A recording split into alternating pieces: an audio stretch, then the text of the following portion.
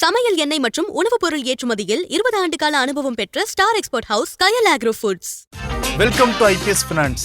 என்எஸ்சியை பொறுத்த வரைக்கும் காலையில் 24,032 மார்க்கெட் ஓப்பன் ஆச்சு. ஹை பார்க்குறப்ப 24,035, லோ 23,829. நிஃப்டி 50 முடிஞ்சதுன்னு பார்க்குறப்ப 80 புள்ளிகள் சரிஞ்சு 23,865 முடிஞ்சிருக்கு. அட்வான்ஸ் பார்க்குறப்ப 1919, decline 1383, unchanged 109, upper circuit hit பண்ண stocks 106, lower circuit 86, 52 week high 127, low 60. Broader market இண்டிசஸ்ல பெரிய மாற்றங்கள் கிடையாது. ஆனா செக்டர் இண்டிசஸ்ல நிப்டி ஐடி 52 வார லோ வந்து தொட்டிருக்கு. 2.73% வந்து சரிஞ்சிருக்கு. சென்செக்ஸை பொறுத்த வரைக்கும் 249 புள்ளிகள் சரிஞ்சு 76,478 முடிஞ்சிருக்கு.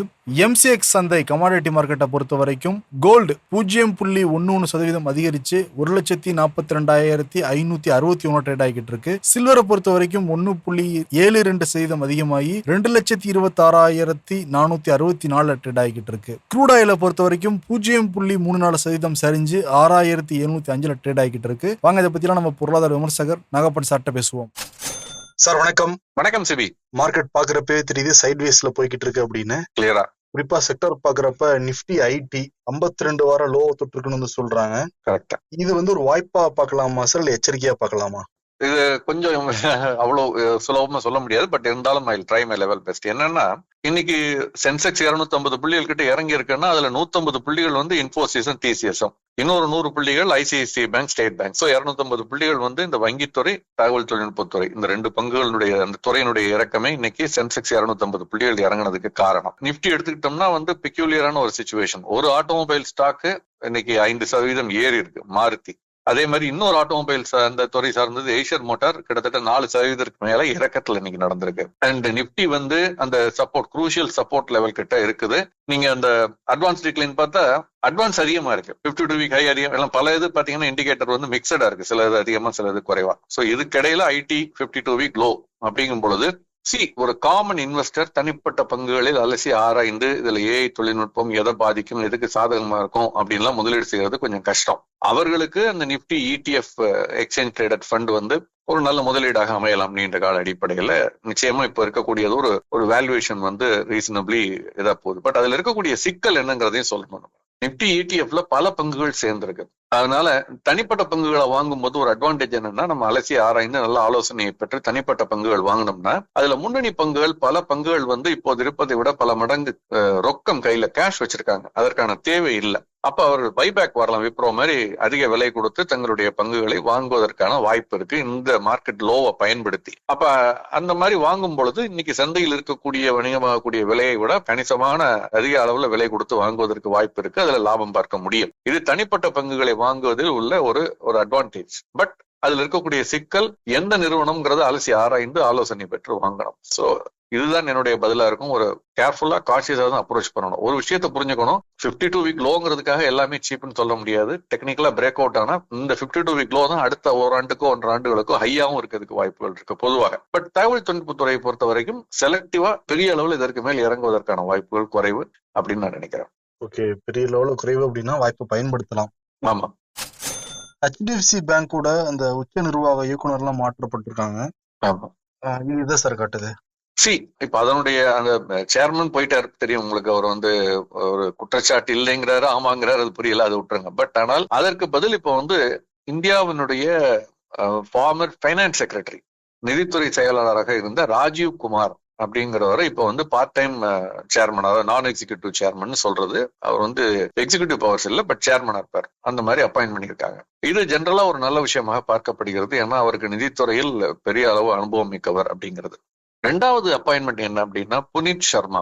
அவர் வந்து ஆக்சிஸ் வங்கி உள்ளிட்ட பல இதுல வேலை பார்த்தவர். CFO-வா, சீஃப் பைனான்சியல் ஆபீசரா இந்த ஆண்டுல டிசம்பர் 1 அவர் வந்து ஜாயின் பண்றாரு. ஏன்னா ஏற்கனவே இப்போது இருக்கக்கூடிய அந்த CFO-வா இருக்கக்கூடிய ஸ்ரீனிவாசன் வைத்தியநாதன், அவருடைய டேர்ம் வந்து அப்ப முடியுது. அதற்கு அப்புறம் அவர் வந்து டேக் ஓவர் பண்றாருன்னு சொல்லியிருக்காங்க. இதுவும் ஒரு சாதகமான ஒரு சூழலாக பார்க்கப்படுகிறது. இப்ப இன்னொரு இது என்னன்னா, இதனுடைய தலைவர் ஜெகதீசன் இப்ப CEO-வா இருக்காரு HDFC வங்கி, அவருடைய டேர்ம் பத்தி இன்னும் ஒரு முடிவு இல்லை. அது வரக்கூடிய இதுல வந்து முடிவு பண்ணுவாங்கன்னு சொல்றாங்க. அவரை ரீஅப்பாயிண்ட் பண்ணுவாங்களா இல்லையாங்கிறது ஜூலை மாசம் 15ஆம் தேதி 17ஆம் தேதி அந்த காலகட்டத்துல அவங்க வங்கியினுடைய இதெல்லாம் என்ன பண்ணுவாங்கன்னா, இவ்வளவு தலைமை பொறுப்புல இருக்கவங்களுக்கு NRCன்னு சொல்றது, நாமினேஷன் அண்ட் ரெமுனரேஷன் கமிட்டின்னு, அவங்க தான் வந்து இதை வந்து முடிவு செய்வார்கள் சந்தித்து. அதற்கு பிறகு போர்டுக்கு ரெக்கமெண்ட் பண்ணுவாங்க. அப்புறம் போர்டு வந்து அதை முடிவு செய்து RBIக்கு அனுப்பணும். அதற்கப்புறம் RBI அதை அப்ரூவ் பண்ணணும். நிறைய காலகட்டங்கள்ல RBI அப்ரூவ் பண்ணாம ரிஜெக்ட் பண்ணிருக்காங்க. இல்ல RBI வந்து டேர்மை குறைச்சிருக்காங்க. இவருக்கு 3 ஆண்டுகள்னு கொடுத்தா அதை குறைச்சிருக்காங்க. அந்த மாதிரிலாம் இருக்கு. சோ அதனால நிறைய இப்ஸ் அண்ட் பட்ஸ் இருக்கு CEO பொறுத்த வரைக்கும். மற்ற ரெண்டும் ஓரளவு இப்ப தெளிவு பிறந்திருக்கிறது. ஜூலைல அதுவும் ஒரு கிளாரிட்டி கிடைச்சதுன்னா கொஞ்சம் பெட்டரா இருக்கும்.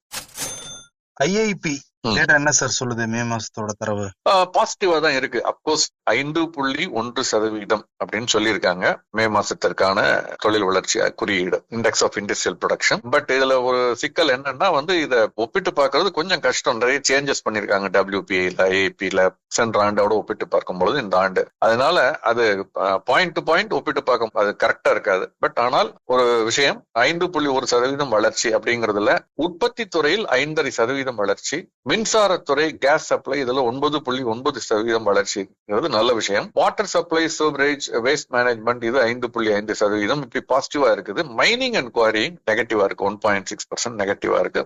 மற்றதுல எல்லாம் வளர்ச்சி வந்து சைட்வேஸ்ல இருக்கு அப்படின்னு சொல்லியிருக்காங்க. ஓவராலா இது ஒரு பாசிட்டிவான டேட்டா நம்முடைய பொருளாதாரத்தை பொறுத்தவரை. அப்படி நாளைக்கு வந்து HSBC PMI purchasing managers index வந்து உற்பத்தி துறை சார்ந்து வர இருக்கிறது. வார கடைசியில வந்து HSBC PMI ஃபார் சர்வீசஸ் செக்டாரும் காம்போசிட்டும் வர இருக்கு. ஓரளவுக்கு அதுவுமே வரும் பொழுது இதை உறுதிப்படுத்துவதா இருக்காங்கிறத பார்க்கணும். ஒரே ஒண்ணு, HSBC PMI ஜூன் மாதத்துக்கானதா இருக்கும். பட் இது வந்து மே மாதத்திற்கானதா இருக்குது. IIP ஒரு மாசம் தாமதமாக தான் ரிலீஸ் ஆகும். WPI மாதிரியோ CPI மாதிரியாவோ சென்ற மாதத்திற்கானது இந்த மாதம் வராது. IIPங்கிறது சென்ற மாதத்திற்கு முந்தைய மாதம் தான் இந்த மாதம் ரிலீஸ் பண்ணுவாங்க. கமோடிட்டியை பொறுத்தவரையும் கச்சா எண்ணெய் விலை தொடர்ந்து சரிஞ்சுக்கிட்டே தான் இருக்கு. ஆமா, அதை எப்படி சார் நமக்கு சதமா பயன்படுத்த முடியும் பங்கு சந்தையில? கமாடிட்டிஸை பொறுத்த வரைக்கும் வந்து ஒரு பொருளுடைய விலை குறையும் பொழுது அது வந்து இப்ப க்ரூடுனா எல்லாத்துல மேலேயும் அதனுடைய தாக்கம்ங்கிறது இருக்கும். ஓகே, தங்கம் வெள்ளிங்கிறது டாலர் மதிப்பீட்டின் மீது அதனுடைய தாக்கம் இருக்கும். பட் அதை தாண்டி பல பொருட்கள், ஸ்டீல், அலுமினியம், பேசிக் மெட்டல்ஸ் சொல்லுவோம், அதெல்லாம் இருக்கும்பொழுது அந்த துறை சார்ந்த பங்குகள், அதை ரா மெட்டீரியலா பயன்படுத்தக்கூடிய நிறுவனங்கள், அவர்களுடைய பங்குகள்ல வந்து அதனுடைய தாக்கம்ங்கிறது பாசிட்டிவா இருக்கும். சோ அது நம்ம எப்படி இருக்குங்கிறத பார்க்கணும். ஏன்னா நீ கமாடிட்டிஸ் இன்னும் பெரிய அளவுல இறங்க ஆரம்பிக்கல. இறங்குனா அதனுடைய தாக்கம் எப்படி இருக்கு, பேஸ் மெட்டல்ஸ் எல்லாம் இறங்கும் பொழுது அதனுடைய தாக்கம் எப்படி இருக்குன்னு நம்ம பார்க்கணும். சார் ரொம்ப நன்றி சார். நன்றி. 20 ஆண்டுகளாக உலக நாடுகளுக்கு உயர்தர சமையல் எண்ணெய் மற்றும் உணவுப் பொருட்கள் ஏற்றுமதியில் இந்திய அரசின் ஸ்டார் எக்ஸ்போர்ட் ஹவுஸ் அங்கீகாரம் பெற்ற கயல் ஆக்ரோ ஃபுட்ஸ்.